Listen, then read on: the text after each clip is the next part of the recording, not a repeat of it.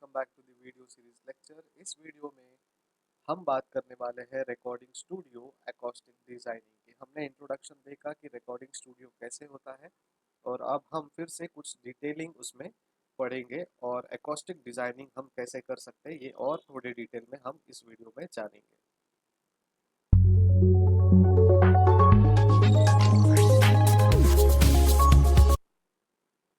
So recording studio क्या है? Recording studio is an assemblage of equipment, spaces and persons such that performance in sound may be created and recorded onto a medium for later production.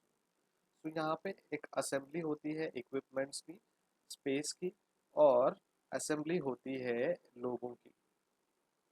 ठीक है, तो ये लोगों की assembly है, space की स्पेस का यूटिलाइजेशन है, इक्विपमेंट का असेंबली है जो परफॉर्मेंस करते हैं वहाँ पे और उस परफॉर्मेंस से साउंड क्रिएट होता है और वो साउंड जो है एक प्रॉपर चैनल के थ्रू रिकॉर्ड किया जाता है और वो लेटर प्रोडक्शन के लिए हम यूज़ करते हैं ना। उसमें एक चीज़ है reverberation. Reverberation is nothing but it is the collection of reflected sound from the surface in an enclosure like an auditorium. देखिए, हर एक ऑडिटोरियम का एक कंस्ट्रक्शन होता है। जब हम डॉल्बी साउंड सुनते हैं तो वो स्पीकर्स की प्लेसमेंट बहुत मैटर करती है। अगर आपने अपने घर पे भी साउंड सिस्टम इंस्टॉल करवाया है तो उसका एक रिवर्बरेशन आपको सुनाई देता है। That is important. ठीक है, तो ये रिवर्बरेशन इज़ वेरी इंपॉर्टेंट और उस वजह से जो फील है साउंड का वो हमें समझ में आता है। अगर मूवी थिएटर में आप बैठे हो तो राइट साइड में अगर कोई कैरेक्टर चल के आ रहा है तो राइट साइड से ही सिर्फ साउंड आएगा।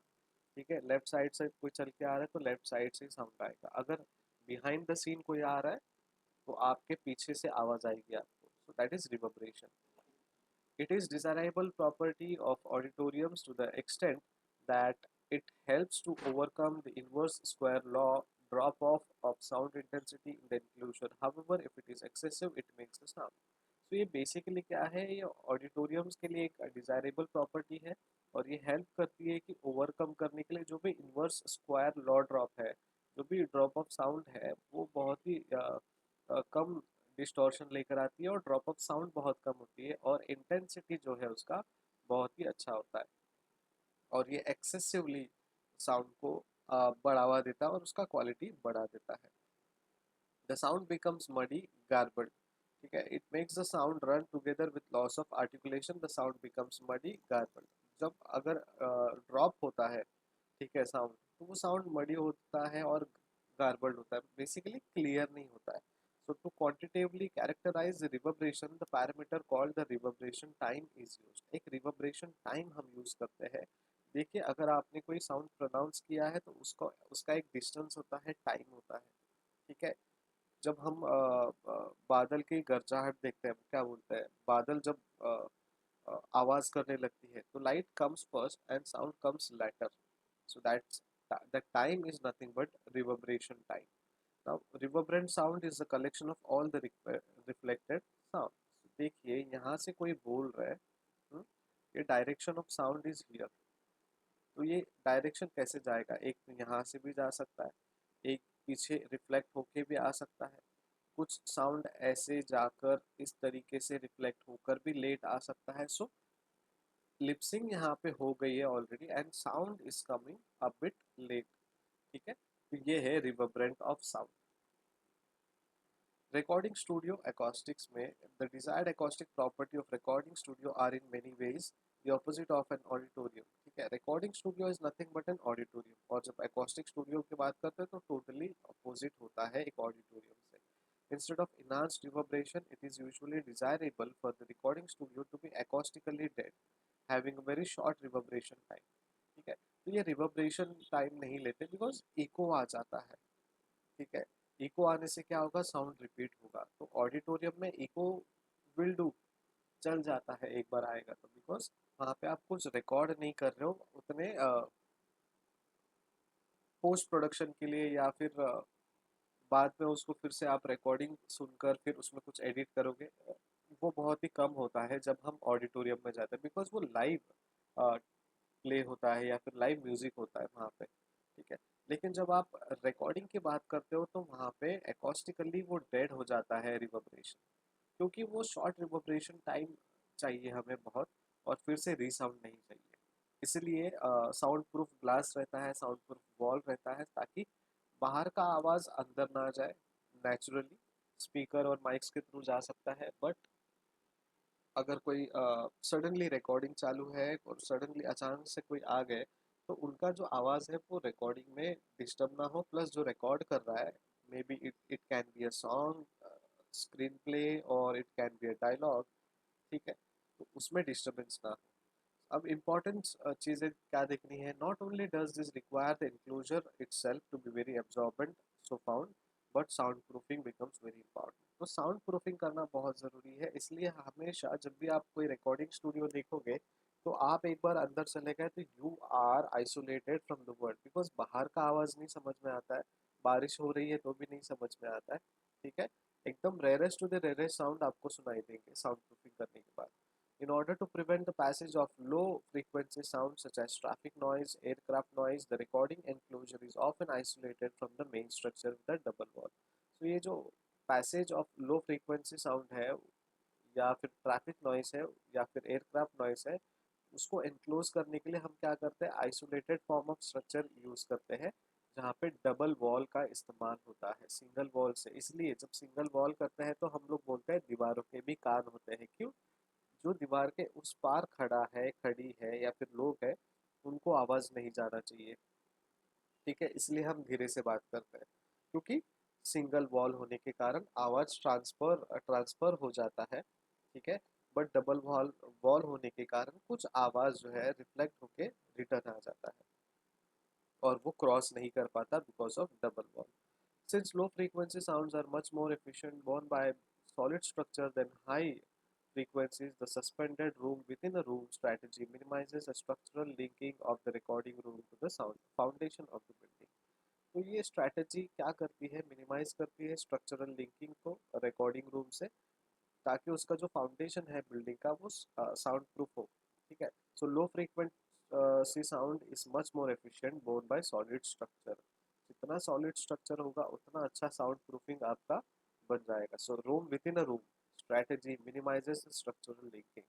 रूम के अंदर भी रूम देखिए, एक चार दीवार का रूम है, उसके अंदर भी एक पर्टिकुलर रूम बनेगा जहाँ से कोई एक पर्टिकुलर इंसान रिकॉर्ड करेगा और दूसरी तरफ वो सुनेंगे। So it's a room in the room और इनसाइड द रूम और विद इन अ रूम, जिसके वजह से वो स्ट्रैटेजी जो है वॉइस का रिवर्बरेशन का वो मिनिमाइज करता है, रिवर्बरेशन को डेड करने की कोशिश करता है। Careful sealing of the enclosure and careful designing of the heating and air conditioning system are necessary. देखिए, heating and air conditioning system भी बहुत मैटर करता है, बिकॉज सामने से आवाज़ आ रही है एयर कंडीशनिंग की, एंड उसका जो एयर है वो सीधे माइक पर जा रहा है, रिकॉर्डिंग सिस्टम पे जा रहा है, तो वो कहीं ना कहीं लाइट डिस्टॉर्शन दे सकता है। Sometime additional bass traps are employed to further reduce low frequency background. इसलिए ज़्यादा बास ट्रैप हम लोग यूज़ करते हैं, ठीक है। बेबी को बेस पसंद है इसीलिए, क्योंकि वहाँ पे जो बैकग्राउंड है ना वो डिस्टॉर्ट करने लगता है, और वो साउंड को रिड्यूस करने के लिए बेस ट्रैप या बास ट्रैप जो भी आप कहते हैं उसको, वो बहुत ही ज़्यादा इंक्रीज कर देते हैं। अब साउंड प्रूफिंग कैसे करें स्टूडियो को? Sound proofing of a room involves isolation of that room from Audible sound from the outside and may be taken to include the acoustic damping of the room itself। तो acoustic damping करना है हमें, isolate करना है audible sound room से, ठीक है, मतलब room within a room basically। Then preventing the entrance of sound from the outside is accomplished by sealing openings, making the walls absorbent of sound and minimizing the passage of sound energy through the solid structure of the walls. Sound absorbing materials such as foam insulation in the walls help with both the sealing and absorbing of mid-range to high frequency sound. But bass frequency tend to be efficient both through solid structure। So तो ये जो sound है prevent करने के लिए, sound entrance prevent करने के लिए हमें आउटसाइड जो अकम्पलिशमेंट है, सीलिंग्स है, ओपनिंग्स है, उसको अच्छे से एब्जॉर्बेंट या साउंड प्रूफ करना है। हमें मिनिमाइज करना है पैसेज ऑफ साउंड एनर्जी को। क्यों? क्योंकि जब मिनिमाइज करेंगे तो रिवर्बरेशन नहीं आएगा, इको नहीं आएगा, एंड रीसाउंड नहीं आएगा बेसिकली। तो सॉलिड स्ट्रक्चर ऑफ वॉल बहुत ही इंपॉर्टेंट है यहाँ पे। एंड साउंड अब्जॉर्ब करने के लिए मटेरियल्स कुछ लगते हैं, जैसे कि फोम इंसुलेशन, जो वॉल्स पे हमें लगाना रहता है। जब भी आप कोई स्टूडियो में जाओगे तो एक डॉटेड शीट होता है वहाँ पे, बिकॉज वो dotted sheet is not the direct wall, वो एक फोम इंसुलेशन है जो वॉल पे इंस्टॉल करते हैं और sealing and absorbing of mid range to high frequency sound but bass frequency tend to be efficiently borne through solid structure. तो ये सीलिंग में भी एब्जॉर्बेंट होता है और उस सीलिंग के जो फ्रीक्वेंसीज है, जो डिस्टर्बेंसेस है, उसको कम करने के लिए हम फिर क्या करते हैं, बास फ्रीक्वेंसी को बढ़ाते हैं और उसको एफिशिएंटली हम यूज़ करते हैं और सॉलिड स्ट्रक्चर सॉलिड स्ट्रक्चर जो है उसका इस्तेमाल करते हैं। बेसिकली क्या है, आपके जो वॉल्स है, अगर आप स्टूडियो प्लान कर रहे हो तो वॉल्स डबल वॉल होनी चाहिए, room within the room होना चाहिए और फोम इंसुलेशन वहाँ पे होना चाहिए और आइसोलेटेड होना चाहिए वो जगह from the sound place. To isolate a room such as a recording studio from low frequencies, the room within a room approach is often taken. A double wall structure can greatly reduce bass transmission. So bass transmission reduce करने के लिए double wall structure बहुत ही ज़रूरी है। अब ये bass trap क्या है? The damping of unwanted sound is an important feature of recording studio. Unwanted sound damp करना है, समझिए मैं रिकॉर्ड कर रहा हूँ और मेरे घर के फैन का आवाज़ आपको आ रहा है, तो मुझे वो रिड्यूस करना है, अनवांटेड साउंड मुझे डैम्प करना है, तो बास ट्रैप का इस्तेमाल मैं यहाँ पे कर सकता हूँ। The bass frequencies are often troublesome because they diffract through small opening and are more efficient structure more into the recording area. The bass trap is also a troublesome, वो डिफ्रैक्ट करते हैं छोटे छोटे ओपनिंग्स में and efficiently structure करना उनको recording areas में is important. Bass trap which make use of the nature of cavity resonance are used to advantage. जैसे अपने दांतों में कैविटी होती है वैसे ही एक रिकॉर्डिंग स्टूडियो में कैविटी होती है और उसको रिजोनेंस करने के लिए हम बास ट्रैप्स का इस्तेमाल करते हैं। If a particular bass frequency range is troublesome, large cavity can be constructed which will offer resonant absorption in that frequency range. तो अगर ज़्यादा ही कैविटी है तो उस हिसाब से हम बास ट्रैप का यूज़ करते हैं। Some recording studio have closet like carpeted enclosure which have a movable baffle as the opening position. The baffle can tune the absorption since the area of the opening is on the variable which determines the resonant frequency of a cavity. A tuned cavity which is reflected can enhance the sound at the resonant frequency as in past reflex speaker. But if the cavity is covered with absorbing material, it will selectively absorb sound energy at that frequency. So basically यहाँ पे उन्होंने एक carpet के बारे में बोला है जो वो इंस्टॉल करते हैं और उसकी पोजिशनिंग एक बैफल, वो मूवेबल बैफल रखते हैं, ठीक है, एज द ओपनिंग, और उसको टाइम टू टाइम शिफ्ट करते हैं as per their need and requirement. लेकिन बैफल में ही अगर डिस्टॉर्शंस आना चालू किया है, फिर एनर्जी जाना हुआ, तो again we need to use the bass reflex speakers. देखिए बास ट्रैपिंग ये है नॉन रिजिड रॉक वुल, ठीक है, ये रॉक वुल है, नॉन रिजिड रॉक में हमने वुल इंस्टॉल कर दिया है। ये एमडीएफ है जो लकड़ी का बना हुआ होता है, ठीक है। ये glass wool, notice that from the right to the left of the material gets thinner and thinner till it disappear, is this okay. So basically ये कॉर्नर्स में यूज होता है, थिनर एंड थिनर होता है, ठीक है। डिजाइनिंग के लिए हम लोग यूज करते हैं हमारे घर में, बट इसका एक अच्छा इस्तेमाल होता है, ठीक है। ये layer one of dry wall है, ये जो है ड्राई वॉल है लेयर वन का, and Guilford of Maine cover fabric, ये फैब्रिक से बना हुआ एक मेन कवर है। तो ये फैब्रिक है, उसके ऊपर ग्लास वुल है, ठीक है, एंड उसके ऊपर एक ड्राई वॉल है एंड देन उसके साथ लगा हुआ एक एमडीएफ कटआउट है। Plain wood frame supporting the dry wall and keeping the rock wool in place, ये जो है रॉक वुल को प्लेस करने के लिए मदद करता है। और ये जो प्लेन वुड है, ठीक है, ये प्लेन वुड क्या करता है, सपोर्ट करता है ड्राई वॉल्स को, और रॉक वुल्स जो है, ठीक है, उन्हें एक सपोर्ट सिस्टम प्रोवाइड करता है कि वो इंटैक्ट रहे और वो गिरे ना या फिर टूटे ना। This is an acoustic panel directly behind the Gulford cover fabric there is plywood and after that glass wool। तो ये जो है ये एक acoustic पैनल है जहाँ पे डायरेक्टली अपने जो गल्फर्ड है उसके पीछे हमने इंस्टॉल किया है और ये कवर करता है फैब्रिक से, ठीक है। There is plywood and after the glass wool, पहले प्लाईवुड लगा है उसके बाद ये ग्लास वुल लगा है। Is this some kind of Helmholtz resonator, is this right? shouldn't the bass trap go all the way down to the floor? अब ये पूछ रहा है कि ये सही तरीका है, और ये बता भी रहा है, ये पूछ भी रहा है कि इतने नीचे तक बास ट्रैप जाएगा क्या। ठीक है, so here again we have a glass wool. ठीक है, the low frequency response of my control room is terrible. As you can see, there is a null of 30 dB at 59 hertz. Could this be because of bad bass trap design? Is it common to have drywall and glass wool in front of the bass trap? Now they are asking कि क्या मुझे ये drywall और जो glass वुल मैंने रखा है वो सुटेबल है। और फ्रीक्वेंसी जब हम देखते हैं तो 30 dB तक एक फ्रीक्वेंसी जा रहा है, दैट इज एट 59 हर्ट्स। ठीक है, नाउ ही इज चेकिंग कि क्या उसका जो स्टूडियो है वो बास ट्रैप डिजाइन स्ट्रक्चर जो है वो बहुत ही सही है या फिर उसमें कुछ खामियां हैं। ठीक है, साउंड प्रूफिंग कैसे करेंगे हम, पहले गाइड्स लगाएंगे, उसके ऊपर एक एमडीएफ लगेगा। ठीक है, तो ये देखिए ये है गाइड्स। ठीक है, ये हॉरिजॉन्टल बीम्स है एंड ये फाइबर ग्लास है। अब ये फाइबर ग्लास के ऊपर जाएगा अपना एमडीएफ प्लाईवुड। ये वॉल एग्जिस्टिंग वॉल है, एग्जिस्टिंग वॉल में भी जाएगा, और ये एग्जिस्टिंग फ्लोर है, एग्जिस्टिंग फ्लोर पे भी जाएगा। तो फाइबर ग्लास, उसके ऊपर एमडीएफ प्लाईवुड। अब ये जो नीचे है जो जॉइंट कर रहा है इसे जॉइस्ट हम कहते हैं। ठीक है, और ये जो लेयर है उसे एक्सपांडेड पॉलीस्ट्रीन हम कहते हैं। तो ये सारी चीज़ों का इस्तेमाल करके हम एक अच्छा सा साउंड प्रूफिंग कर सकते हैं। अब टेक्निकल कंसिडरेशन कुछ है। Usually, commercial consideration will dominate the choice of site. Thereafter, the difficulty is achieving the desired technical specification within the available budget. Having a chosen suitable location at the next set of problems appears. ठीक है, तो next set of problem appears जब होता है तो usually commercial consideration के लिए हम ये चॉइस करते हैं डोमिनेशन ऑफ साउंड का। और difficulties achieving the desired technical specification with in available budget. बहुत डिफिकल्ट है एक पर्टिकुलर बजट में साउंड प्रूफिंग कराना या टेक्निकल कंसिडरेशंस कराना।